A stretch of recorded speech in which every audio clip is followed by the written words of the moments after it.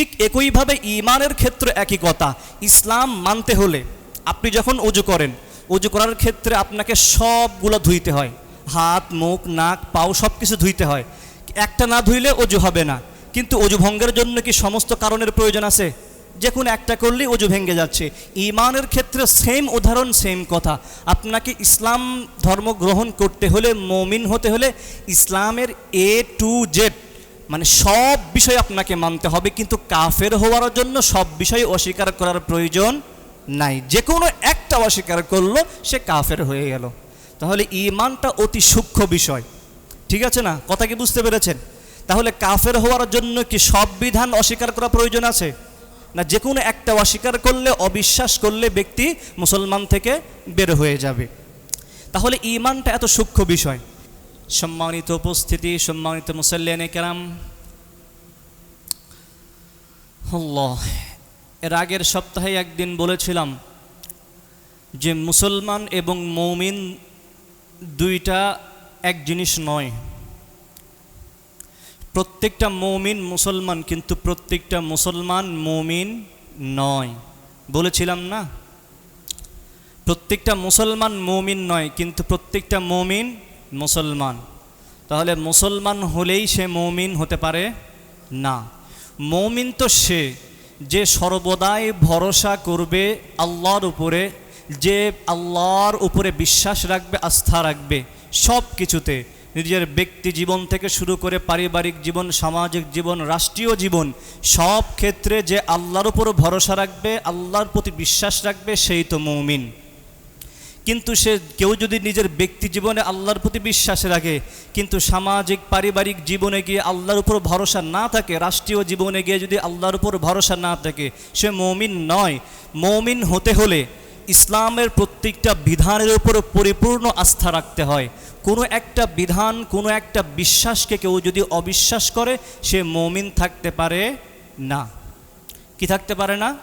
মুমিন থাকতে পারে না।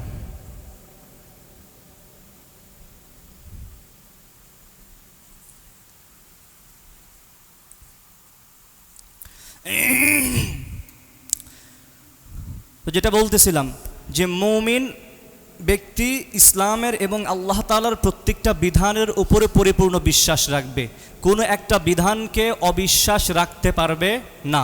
যদি কেউ একটা বিধানকে অবিশ্বাস করে, সে মুসলমান থাকবে না। মানে ঈমানটা এত সূক্ষ্ম বিষয়, একটু বোঝার চেষ্টা করেন। ঈমান এতটাই সূক্ষ্ম বিষয় যে মুসলমান হতে হলে, ঈমানদার হতে হলে ইসলামের A to Z প্রত্যেকটা বিধানের উপর আপনাকে বিশ্বাস রাখতে হবে ঈমানদার হতে হলে। কিন্তু বেঈমান হতে হলে, ইসলাম থেকে বের হতে হলে ইসলামের প্রত্যেকটা বিধান অস্বীকার করার প্রয়োজন নাই। যে কোনো একটা অস্বীকার করলে আপনি কাফের। তাহলে ঈমানদার হতে হলে সব বিষয় মানতে হয়, A to Z ইসলামী শরিয়ার যত আহকাম আছে সবগুলোর উপর বিশ্বাস, আস্থা রাখতে হবে মুমিন হতে হলে। আর কাফের হতে হলে সবগুলো অবিশ্বাসের প্রয়োজন নাই, যে কোনো একটা অবিশ্বাস করলেই ব্যক্তি কাফের হয়ে যাবে। কথা কি বুঝতে পেরেছেন? যেমন আপনি ওযু করেন, ওযু করার পরে পবিত্রতা অর্জন করেন। এখন ওযু ভঙ্গের কারণ তো একটা না, কয়েকটা। আপনি টয়লেটে গেলে, পেশাব করলে, আপনি বাথরুম করলে ওযু ভাঙবে। আপনি যদি বায়ু ত্যাগ করেন ওযু ভেঙে যাবে। নাপাক জিনিস স্পর্শ করলে ওযু ভেঙে যাবে। স্বপ্নদোষ হলে ওযু ভেঙে যাবে। তো এই ওযু ভাঙার জন্য, অপবিত্র হওয়ার জন্য কি আপনাকে পেশাবও করতে হবে, তারপরে বাথরুমেও যেতে হবে, স্বপ্নদোষে হতে হবে এমন কিছু? নাকি এগুলোর ভিতর থেকে যে কোনো একটা যদি প্রকাশ পায় তাহলে আপনার ওযু ভেঙে যাবে? ঠিক আছে না কথা? আপনি পেশাব করলে আপনার ওযু ভেঙে যাবে, সবগুলো করার প্রয়োজন নাই। ঠিক একইভাবে ঈমানের ক্ষেত্রে একই কথা। ইসলাম মানতে হলে আপনি যখন ওযু করেন, ওযু করার ক্ষেত্রে আপনাকে সবগুলো ধুইতে হয়, হাত, মুখ, নাক, পাও সব কিছু ধুইতে হয়।